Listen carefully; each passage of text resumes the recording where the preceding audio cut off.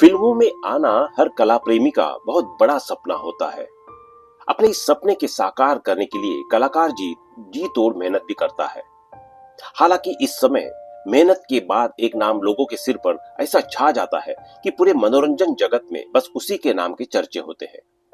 आज हम आपको इस शख्सियत से रूबरू करवाने जा रहे हैं जो न केवल अपनी खूबसूरती बल्कि अपने अभिनय के दम पर हर किसी के दिल पर राज करती थी। शोहरत में भरी जिंदगी में उन्होंने अभिनेता दिलीप कुमार तक को अपना फैन बना दिया था। हम बात कर रहे हैं नलिनी जयवंत की। नलिनी जयवंत ने 50 और 60 के दशक में हर दिल को अपना दीवाना बनाया था। उस समय उन्हें इंडस्ट्री की टॉप और डिमांडिंग अभिनेत्रियों का टैग मिला हुआ था। अभिनेत्री काजोल से भी नलिनी का बहुत ही गहरा रिश्ता है। दोस्तों, आज हम आपको नलिनी जयवंत के परिवार से रूबरू करवाने जा रहे हैं, तो दोस्तों बने रहिए वीडियो के अंत तक। अगर आप इस चैनल पर नए हैं तो चैनल को सब्सक्राइब करना ना भूलें। नलिनी उस दौर की सबसे खूबसूरत एक्ट्रेसेस में से एक मधुबाला को टक्कर देती थी। 1952 में फिल्म फेयर मैगजीन ने एक पोल किया था जिसमें खूबसूरती के मामले में पहले नंबर पर नलिनी जयवंत थी। 1951 में उन्होंने एक मैगजीन के लिए बोल्ड फोटोशूट करवाया था। उस वक्त उनका यह फोटोशूट काफी सुर्खियों में रहा। बचपन में डांस और संगीत की ट्रेनिंग ली थी नलिनी जयवंत। नलिनी जयवंत का जन्म 18 फरवरी 1926 को मुंबई में एक मराठी परिवार में हुआ था। उनके पिता कस्टम ऑफिसर थे और मां गृहिणी थी। उनके दो भाई भी थे। नलिनी को बचपन से ही डांस करने का बेहद शौक था। उनसे इस शौक को उनके पिता ने सपोर्ट भी किया था। साथ ही उन्होंने हीराबाई जवेरी से क्लासिकल म्यूजिक की ट्रेनिंग ली थी। वो काजल की नानी शोभना समर्थ की बुआ की बेटी थी। पिता फिल्मों में काम करने के सख्त खिलाफ थे। फिल्मों से भी नलिनी को बहुत प्यार था। उनके घर के पास स्वस्तिक नाम का एक सिनेमा हॉल था जहां कई दफा वो फिल्मों देखने जाया करती थी। वो फिल्मों में काम करना चाहती थी। वजह दो थी।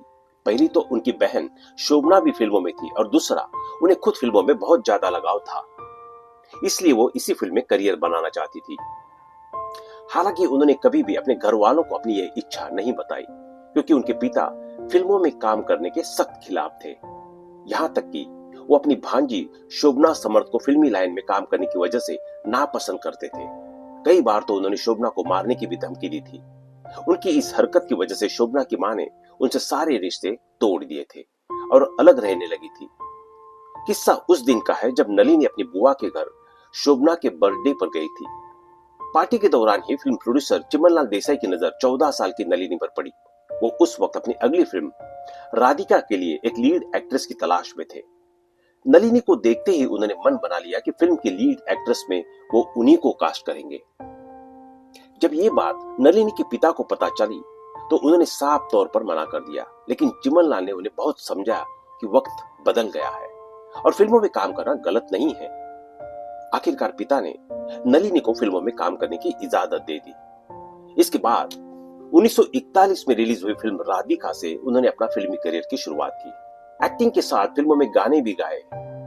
एक्टिंग के साथ उन्होंने फिल्म राधिका के कुछ गाने भी गाए। उन्होंने 3 सोलो गाने और 4 गाने हरीश, नूरजा और मारुति राव के साथ गाए। दूसरी फिल्म बहन में उन्होंने 4 गाने गाए थे। इसके बाद उन्होंने अपनी कई फिल्मों में एक्टिंग के साथ गाने भी गाए। परिवार के खिलाफ जाकर की शादी। नलिनी के डेब्यू फिल्म के डायरेक्टर चिमनलाल के बेटे वीरेंद्र देसाई थे। फिल्म शूटिंग के दौरान ही दोनों की दोस्ती हो गई और देखते ही देखते प्यार हो गया। वीरेंद्र पहले से ही शादीशुदा थे, एक बच्चे के पिता भी थे और नलिनी से उम्र में भी काफी बड़े थे। हालांकि इन चीजों के बावजूद दोनों ने 1945 में शादी कर ली। दोनों के परिवार वाले इस शादी के खिलाफ थे। वीरेंद्र को तो उनके पिता ने घर से भी बेदखल कर दिया था। घर से बेदखल होने के बाद काम मिलना बंद हुआ। घर से बेदखल होने के बाद नलिनी और वीरेंद्र फिल्मिस्तान स्टूडियो में 2000 रुपए महीना की सैलरी पर नौकरी करने लगे।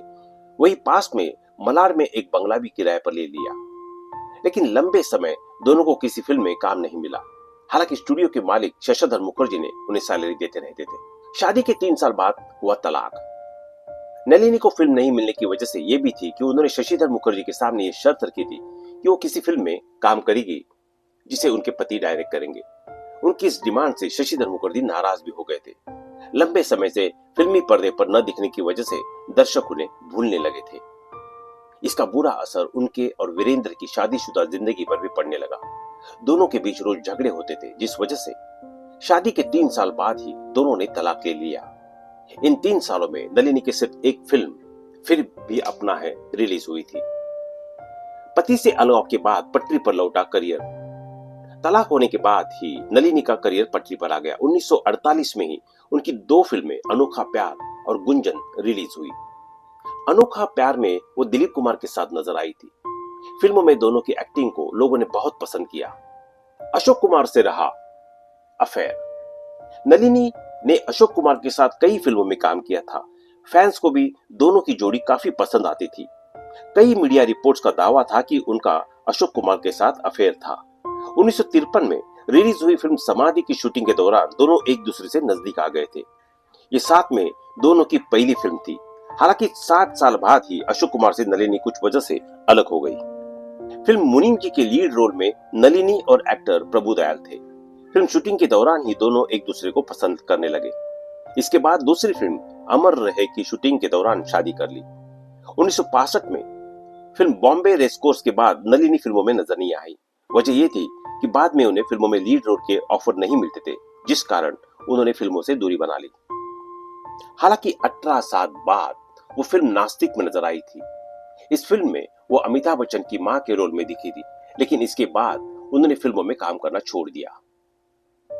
दिन 22 दिसंबर 2010 और जगह चेंबूर। उस दिन काजोल की नानी शोभना समर्थ की बहन एक्ट्रेस नलिनी जयवंत का निधन हुआ। घर में लाश 3 दिन तक सड़ती रही। पड़ोसियों को भी इस बात की कोई जानकारी नहीं थी। मौत के 3 दिन बाद एक युवक एम्बुलेंस लेकर आया। खुद को नलिनी जयवंत का रिश्तेदार बताकर उनकी बॉडी को लेकर चला गया। जिंदगी के आखिरी समय में उनके पास कोई नहीं था। उनकी हालात इस कदर खराब थी कि घर चलाने के लिए पैसे तक भी नहीं थे। बातचीत में पड़ोसी ने बताया था कि वो बिल्कुल अकेले रहती थी। उनके निधन के बाद कोई पुलिस कार्रवाई नहीं हुई और ना ही कोई उनके घर पर गया। मौत के बाद से ही घर पर ताला लग गया था।